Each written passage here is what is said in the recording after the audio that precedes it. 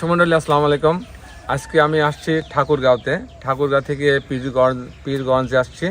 মূলত এখানে আমাদের একটা ক্লায়েন্ট, উনি হচ্ছে মাহফুজ হাসান মারুফ ভাই। উনি একটা আমাদের কাছ থেকে 5 তলা বাড়ি ডিজাইন করছিলেন। তো ডিজাইন করার পরে অলরেডি এখন ছাদের ঢালাই হচ্ছে এবং বেসমেন্ট সেমি বেসমেন্ট করছেন উনি। আপনি আমাদের সন্ধান পাইলেন কি করে? যে আমি ইউটিউবে আপনাদের ভিডিও দেখছিলাম, আচ্ছা। তো সেখানে আপনার প্রায় সবগুলো ভিডিও দেখা হয়ে গেছে। আচ্ছা আচ্ছা। তো আপনার কথাবার্তা এবং সব কিছু দেখে আমার অনেক ভালো লাগছে। তো আমার মনে হয়েছে যে এখানে বিশ্বাস করা যায় এবং কাজ করানো যায়। যে সব মিলে আপনার মানে আন্তরিকতা দিয়ে ভিডিওর মধ্যে যেভাবে করে বলেন আমার অনেক বেশি ভালো লাগে। আপনি ভিডিওতে যেভাবে আন্তরিকতা দেখছেন, কাজ করতে যায় বাস্তবে কি সেগুলো পেয়েছেন? জি আলহামদুলিল্লাহ, আমি আন্তরিকতা পাইছি এবং যখনই কোনো সমস্যা হয়েছে আপনাদেরকে কল করলে সমাধানও পাওয়া গেছে। মানে এদিক থেকে আমি অনেক স্যাটিসফাই আর কি। আচ্ছা আচ্ছা। আর যে ডিজাইনটা হয়েছে, এই ডিজাইন কি আপনার পছন্দ হয়েছে? যে ডিজাইন পছন্দ হয়েছে আলহামদুলিল্লাহ। ডিজাইন তো আমি নিজেই করছিলাম, কী কী লাগবে সবগুলোই আমার মানে চাওয়া মতোই হয়েছে।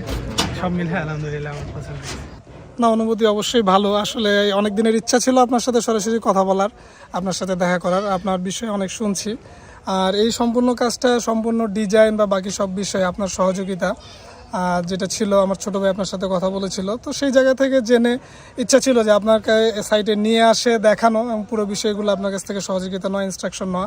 বর্তমানে আমাদের কাজ যতদূর অগ্রগতি হয়েছে সম্পূর্ণ আপনার সাপোর্টে, এবং ভবিষ্যতে কাজ শেষ পর্যন্ত আপনি আমাদের সহযোগিতা করে যাবেন, আপনার কাছ থেকে এটাই চাওয়া। সুমন্ডলী আসসালামু আলাইকুম। আজকে আমি ঠাকুরগাঁওতে এসেছি এবং ঠাকুরগাঁয়ে এই প্ল্যানটা দেখানোর চেষ্টা করব। এটা হচ্ছে 5 কাঠা জমির উপরে একটা 4 ইউনিট 5 তলা বাড়ির প্ল্যান ডিজাইন দেখানোর চেষ্টা করব। এখানে সেমি বেসমেন্টও করা হয়েছে নিচে, যেহেতু নিচে অনেক গভীর ছিল এই জন্য বাকি জায়গাটা সেমি বেসমেন্ট হিসাবে কাজে লাগানো হয়েছে। আর্কিটেকচারাল ড্রয়িংটা এরকম, আপনি দেখছেন যে এখান দিয়ে একটা রাস্তা আছে আর এখানে আরেকজনের জমি আছে, রাস্তা এখান দিয়েও আছে। তো এখানে বেসমেন্টের জন্য এই অংশ দিয়ে ঢুকে বেসমেন্টটা হবে, এই অংশ রাখা হয়েছে বেসমেন্টে ঢোকার জন্য।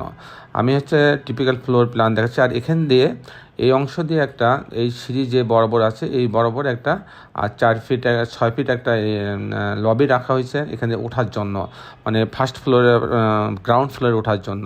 যেহেতু এখান থেকে বেসমেন্টে চলে যাবে, কিন্তু এই সিঁড়িটা আবার নিচে বেসমেন্টেও চলে যাবে। কিন্তু আমরা মূলত যারা 1তলা 2তলা 3তলা উঠবে তাদের জন্য আলাদা এখান দিয়ে এন্ট্রেন্স রাখা হয়েছে। যাক, আমি এখন দেখাবো 4টে ইউনিট কীভাবে ভাগ করা হয়েছে। তো এখান দিয়ে এই অংশ দিয়ে সে মূলত এই সিঁড়িতে আসবে, সিঁড়ির এখানে আসবে, আসার পর যখন ইউনিট এতে যাবে তখন এই দরজায় ঢুকবে। ঢোকার পর 735 স্কোয়ার ফিট এখানে ঢোকার পর একটা বড় ড্রয়িং ডাইনিং পাচ্ছে, প্রায় 17.5 ফিট বাই 10 ফিট 2 ইঞ্চি। এখানে একটা স্পেস রাখা হয়েছে আলো বাতাস ভেন্টিলেশনের জন্য। এখানে একটা কমন টয়লেট রাখা হয়েছে, এটা একটা কিচেন রাখা হয়েছে। আর এটা একটা মাস্টার বেডরুম রাখা হয়েছে, এই বেডরুমের সঙ্গে একটা টয়লেট অ্যাটাচ করেছে, একটা বারান্দা রাখা হয়েছে। এখানে আরেকটা বেডরুম রাখা হয়েছে, এর সঙ্গেও একটা বারান্দা রাখা হয়েছে। এই হচ্ছে 2টা বেডরুমের সমন্বয়ে এই ডিজাইনটা তৈরি হয়েছে মাত্র 735 স্কোয়ার ফিটের উপরে।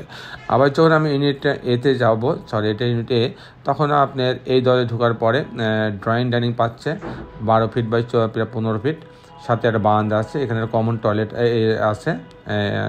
আর এটা কিচেন রাখা হয়েছে, কিচেনের সাথে একটা বারান্দাও রাখা হয়েছে। আর এখানে একটা বেডরুম রাখা হয়েছে, এই বেডরুমের সঙ্গে একটা বারান্দা এবং টয়লেট অ্যাটাচ করা হয়েছে। তো দর্শক মণ্ডলী, এই ছিল এটা। সঙ্গে কিন্তু আরেকটা বেডরুম আছে এই পাশে। এই বেডরুমটা হচ্ছে আমি যেটা দেখলাম, আমি যদি আবার দেখাই, এখানে ঢোকার পরে সে ড্রয়িং ডাইনিং পাচ্ছে, ড্রয়িং ডাইনিং সাথে একটা কমন টয়লেট আছে, একটা বারান্দা আছে, একটা গ্রিন জোন আছে। এখানে একটা কিচেন রাখা হয়েছে, এটা একটা বেডরুম, মাস্টার বেডরুম, এর সঙ্গে একটা বারান্দা টয়লেট অ্যাটাচ। আর এটা আরেকটা বেডরুম রাখা হয়েছে, এর সঙ্গে একটা বারান্দা রাখা হয়েছে। এই হচ্ছে 2টা করে বেডরুমের সমন্বয়ে ডিজাইনটা তৈরি করা হয়েছে। তো দর্শক মণ্ডলী, এখন আমি জানানোর চেষ্টা করব যে এই ধরনের বাড়ি নির্মাণ করতে কেমন টাকা খরচ হয় পার স্কোয়ার ফিটে, তার একটা হিসাব আমি আপনাদের দেখানোর চেষ্টা করব।